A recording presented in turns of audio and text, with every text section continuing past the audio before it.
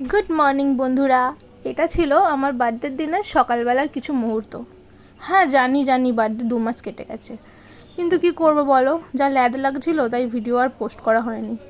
যাই হোক, বার্থডের দিন সকালবেলা তাড়াতাড়ি উঠে পড়ে স্নান টান করে নতুন জামা পরে এই যে রেডি হয়ে গেছি অফিস যাব বলে। হ্যাঁ, তার আগে অবশ্য শাশুড়ি মা আমাকে 5 রকম ভাজা তরকারি সব কিছু দিয়ে ভাত টাত খাইয়ে দিয়েছে।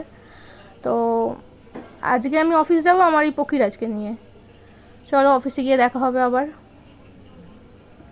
যে অফিসে আমি এসে গেছি, তারপরেই দেখি হঠাৎ আমার বান্ধবীরা সুকন্যা, অস্মিতা আর মোনালিসা দিয়ে 3জনে মিলে আমার বার্থডে সেলিব্রেট করবে বলে কেক এনেছে।